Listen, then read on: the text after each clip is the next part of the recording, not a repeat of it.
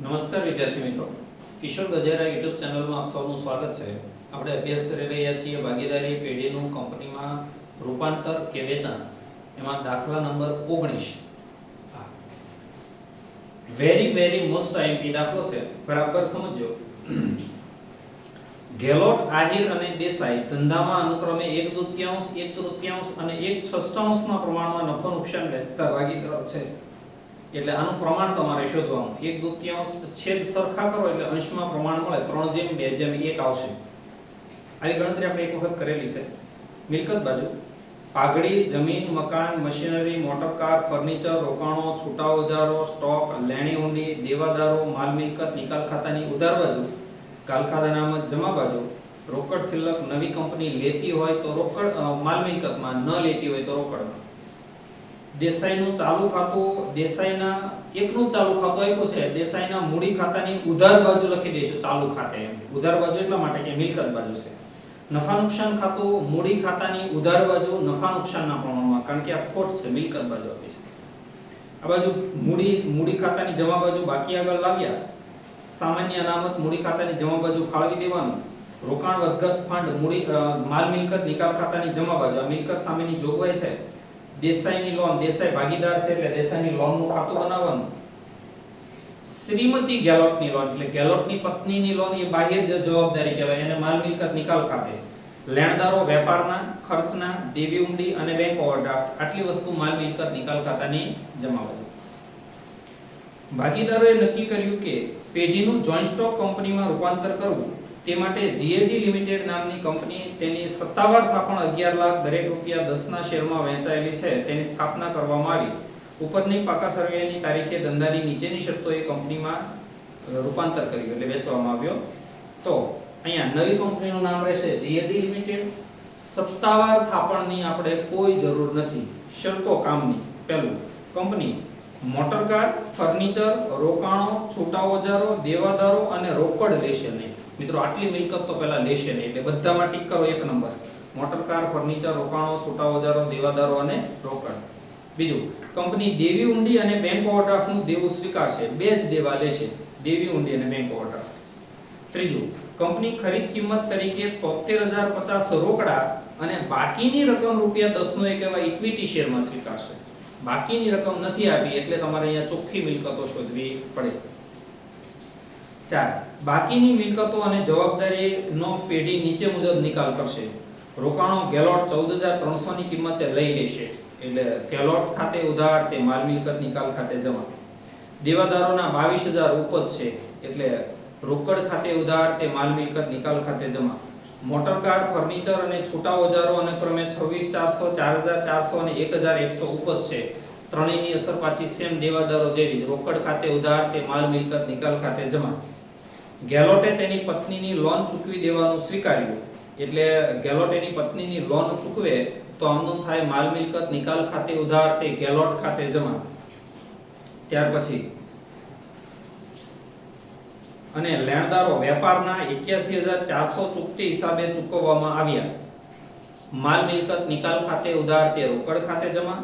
સંપાદન ખર્ચ 550 થયો. મિત્રો સંપાદન ખર્ચ એટલે વિસર્જન ખર્ચ, લેણદારો જેવી જ અસર, માલ મિલકત નિકાલ ખાતે ઉધાર, તે રોકડ ખાતે જમા. પેઢીની પાઘડીની કિંમત 46,650 આંકવામાં આવી, એટલે ખરીદ કિંમત ગણતી વખતે પાઘડી આટલી લેવી. માલ મિલકત નિકાલ ખાતું, મૂડી ખાતા, રોકડ ખાતું તૈયાર કરો. કંપની પાસેથી મળેલા શેર ભાગીદારો વચ્ચે તેમના નફા નુકસાનના પ્રમાણમાં વહેંચો. એટલે ભાગીદારોના મૂડી ખાતે ઉધાર, કે ઇક્વિટી શેર મૂડી ખાતે જમા. ચાલો સૌપ્રથમ ખરીદ કિંમત ચોખ્ખી મિલકત પદ્ધતિએ શોધીએ. તો એમાં પહેલું છે પાઘડી 46,650. મિત્રો અહીંયા કઈ મિલકત લે છે એવું નથી કીધું, કઈ નથી લેતા એવું કીધું છે, અને કઈ મિલકત કઈ કિંમતે લેશે એવું પણ નથી કીધું. તો બાકીની ચોપડે કિંમતે લઈ લેવાની. ઓકે, પાઘડી આવી ગઈ. પછી જમીન કઈ કિંમતે લે છે એવું નથી કીધું, એટલે જમીન ચોપડે કિંમતે આપી દેવાની 22,000. ચલો ત્યારબાદ મકાન કઈ કિંમતે લે છે એવું નથી કીધું, એટલે મકાન આપી દેવાનું 1,21,000.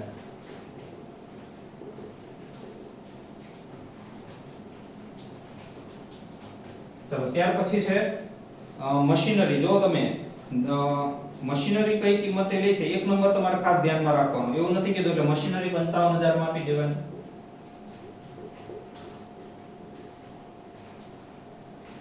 મશીનરી પછી જો મોટર કાર, ફર્નિચર, રોકાણો, છૂટા ઓજારો, દેવાદારો અને રોકડ લેશે નહીં. તો છૂટા ઓજારો પછી એક સ્ટોક વધે છે, તો સ્ટોક તમારે આપી દેવાનો 19800 માં. સ્ટોક પછી લેણી ઊંડી છે, તો લેણી ઊંડી લઈ જશે 22000 માં. અને દેવાદારો લેશે નહીં, રોકડ, દેસાઈની લોન અને નફા નુકસાન ખાતું એ મિલકત નથી, આટલી મિલકત લેશે. આનો સરવાળો આવશે 286450. પછી તમને એક નંબરમાં એવું કીધું છે કે માત્ર બે જ દેવા લેશે, દેવી ઊંડી અને બેંક ઓવરડ્રાફ્ટ. તો દેવી ઊંડી છે 15400 અને બેંક ઓવરડ્રાફ્ટ 66000.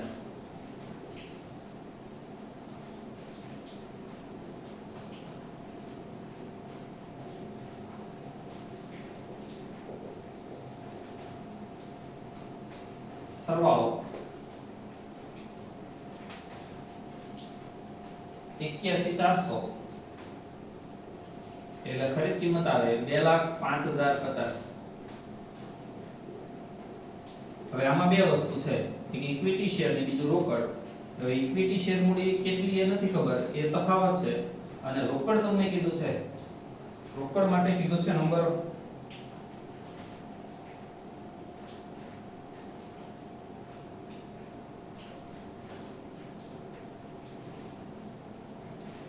3 માં ખરીદ કિંમત પેટે 73050 રોકડા, 73050. અને બાકીની ઇક્વિટી શેર મૂડી, તો બાકી વધશે 1,32,000. આટલા રોકડા. હવે મિલકત લેણા બાજુથી શરૂ કરીએ. મિત્રો આપણી પાસે જગ્યા લિમિટેડ છે અને મિલકતો વધારે છે, તો તમારે અક્ષર નાના લાગે તો વિડિયોના અંતમાં છેલ્લે એનો પોઝ કરી સ્ક્રીનશોટ લઈ અને ઝૂમ કરી તમે લખી શકશો. તો અહીંયા પરચુરણ મિલકતો ખાતે અંડરલાઈન કરીને પાઘડી 11000, જમીન અહીંયા મિલકત લે છે કે નહીં એ નથી જોવાનું, 22000, મકાન 1,21,000, મશીનરી 55,000,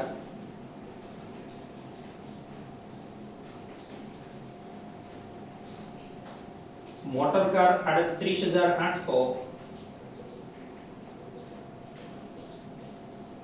મોટર કાર પછી ફર્નિચર 13,200, રોકાણો 19,800, છૂટા ઓજારો 7,700,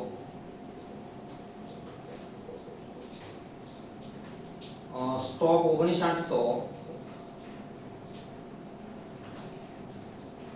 લેણી ઊંડી 22,000,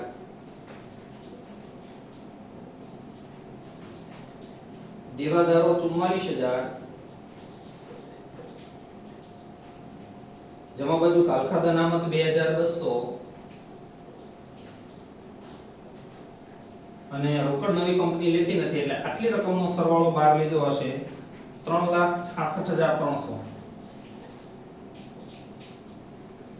પછી રોકડ ખાતાની ઉધાર બાજુ બાકી આગળ લાવ્યા 1,100. પછી મૂડી ખાતાની ઉધાર બાજુ ચાલુ ખાતે માત્ર છે દેસાઈનું 61,600. ઉધાર બાજુ નફા નુકસાન ખાતે 3/2/1 આવું નફા નુકસાનનું પ્રમાણ આવશે મિત્રો, 3/2/1.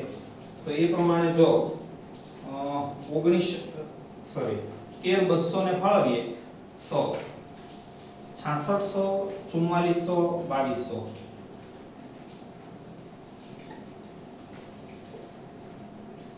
પછી મૂડી દેવા બાજુ પર મૂડી છે, મૂડી ખાતાની જમા બાજુ બાકી આગળ લાવ્યા 77,88,11, 77,88,11. ત્યાર પછી સામાન્ય અનામત નફા નુકસાન ખાતાની જમા બાજુ નફા નુકસાનના પ્રમાણમાં ફાળવવાનું 19,800 ને ફાળવો એટલે 9,900, 6,600, 3300. પછી રોકાણ વધઘટ ફંડ એ જમા બાજુ, માલ મિલકતની જમા બાજુ.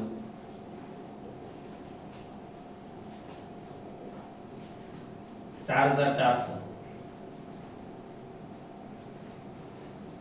પછી શ્રીમતી દેસાઈની લોન ખાતાની જમા બાજુ બાકી આગળ લાવ્યા 36300. અને બાકીના તમામ દેવા પરચુરણ દેવા ખાતે એવું નામ આપી અને માલ મિલકત નિકાલ ખાતાની જમા બાજુ આપણે જો લખી દઈએ તો પરચુરણ દેવામાં પહેલું છે શ્રીમતી ગેલોટની લોન,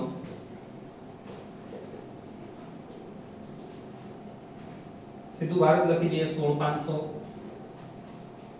લેણદારો વેપારના 83600.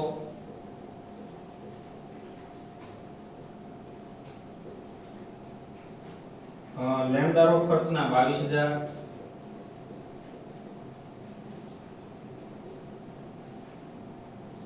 દેવી ઊંડી 15400. Bank overdraft 66000.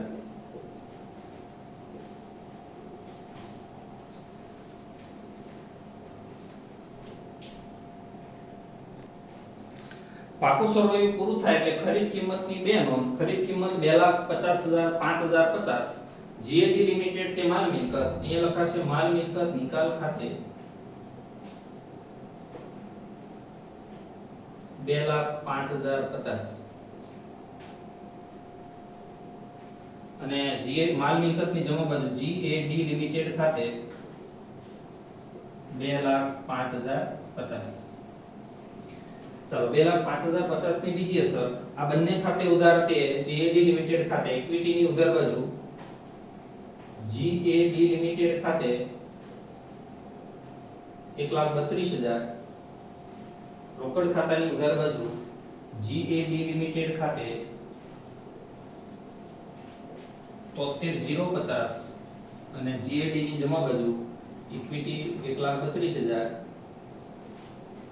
રોકડ 73,050.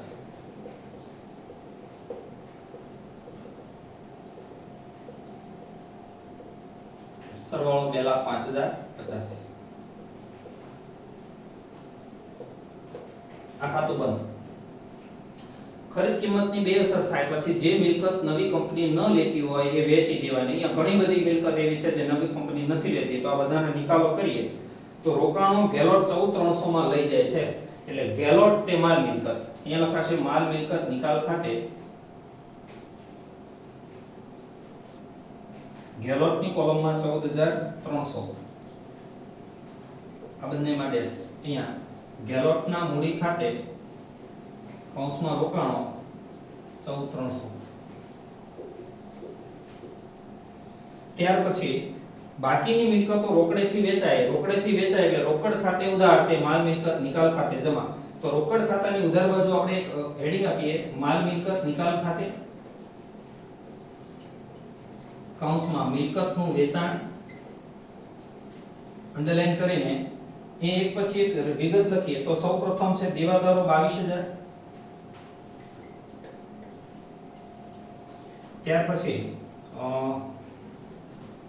Motor car 26,400.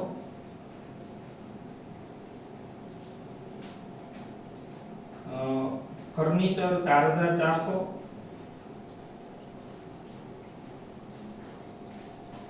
છૂટા ઓજારો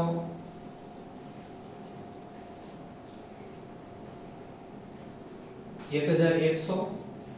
હવે તમારે અહીંયા જોવું પડે કે પાઘડી એ નવી કંપની લઈ જાય છે, જમીન લઈ જાય છે, મકાન લઈ જાય છે, મશીનરી લઈ જાય છે.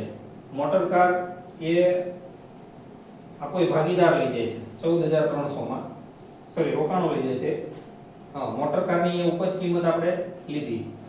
ફર્નિચર આવી ગયું. રોકાણો એ ગેલોટ લઈ જાય છે. છૂટા ઓજારો વેચી દીધા. સ્ટોક એ પાછો કંપની લઈ જાય છે. લેણી ઊંડી લઈ જાય છે. દેવાદારોની રકમ આવી ગઈ. ઓકે, બધી મિલકતનો નિકાલ થઈ જવો જોઈએ. જો કંપની ન લઈ જતી હોય તો એ અહીંયા વેચાઈ જવી જોઈએ. એટલે આ ચાર રકમ વેચાશે. ચારેયનો સરવાળો થશે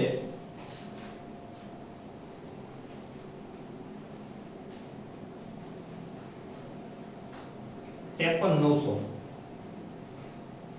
22,026 અને 14 53,900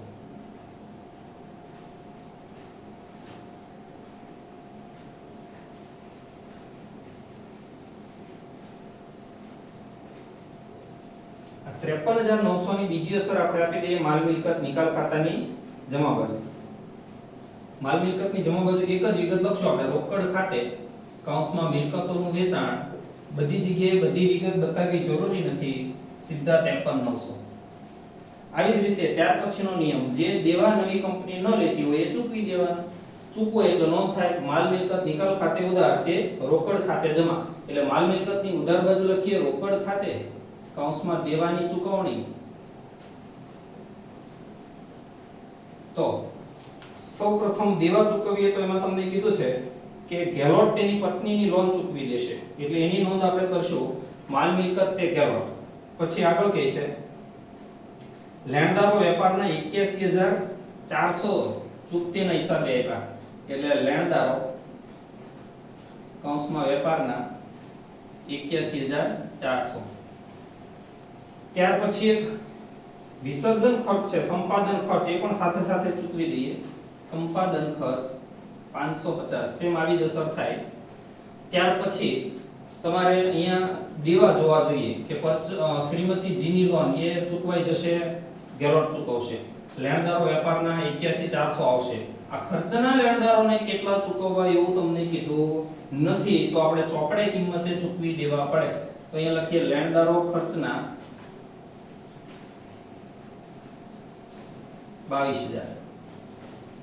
અને આ ડીબી ઊંડી અને બેંક ઓવરડ્રાફ્ટ એ નવી કંપની લઈ જાય છે એટલે એ ચૂકવવાના રહેતા નથી. તો આ ત્રણ દેવા ચૂકવાશે.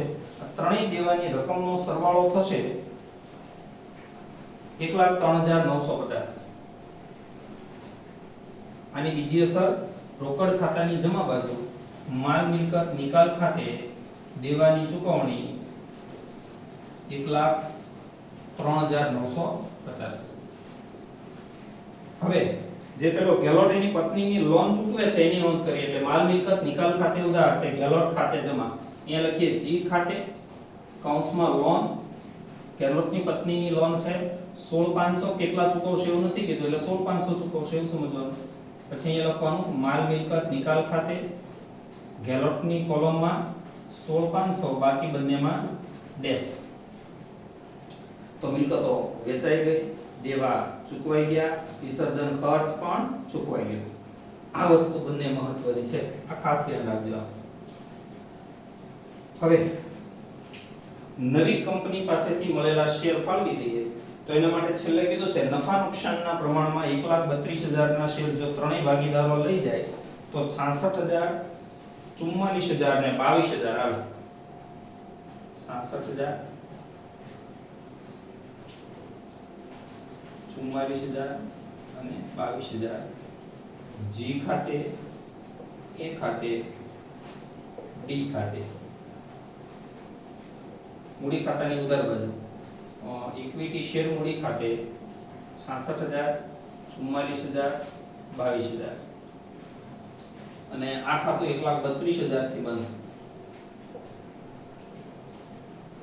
મિત્રો હજી એક દેવું વધે છે આ 36,300. 36,300 એ દેસાઈની લોન છે. જો કંઈ ન કીધું હોય તો આની તમે બે રીતે નિકાલ કરી શકો. કાં તો સીધા રોકડ ખાતે લઈ જઈ શકો, એક દાખલામાં આપણે એવું કર્યું છે, અથવા તો જીના મૂડી ખાતે લઈ જઈ શકો. આપણે આમાં એવું કરશું 36,300 ડી ના મૂડી ખાતે, ડી ના મૂડી ખાતે, અથવા તમે રોકડ ખાતે એવું લખી અને પણ સીધા રોકડ ખાતામાં ચૂકવી પણ શકો. આ લોન ચૂકવી દેવાની હોય કંઈ ન કીધું એટલે ચોપડે કિંમતે. તો અહીંયા લખાય લોન ખાતે ડી ની કોલમમાં 36,300. તો મિત્રો પરચુરણ ખાતા બંધ, આ મુખ્ય ખાતાઓ બંધ કરીએ તો આમાં સરવાળો ઉધાર બાજુ વધુ આવે છે 4,86,750.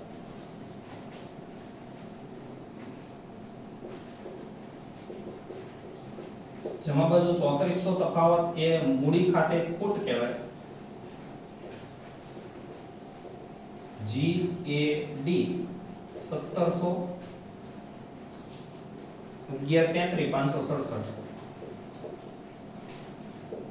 મૂડી ખાતાની ઉધાર બાજુ માલ મિલકત નિકાલ ખાતે 1700, 1133 અને 567. હવે મૂડી ખાતા બંધ કરીએ તો ત્રણેયના સરવાળા લખીએ પહેલા. સરવાળા મૂડી ખાતાના આવતા હશે 1,03,400 G, 94,600 અને 86,367. 1,03,400, 94,600, 86,367. તફાવત જોઈએ તો 14,800 ઉધાર બાજુ તફાવત G નો એક 14,800, પછી 45,067 અને 35,767 ડી માં જમા બાજુ તફાવત આવશે. 35,767 ત્રણેય તફાવત રોકડ ખાતે. આની બીજી અસર રોકડ ખાતાની ઉધાર બાજુ ડી ખાતે 35,767 અને આની સામે લખાય રોકડ ખાતે. આ બંને રોકડ ખાતાની જમા બાજુ જી ખાતે 14,800 અને એ ખાતે 45,067. રોકડ ખાતાનો સરવાળો આવશે 1,63,817.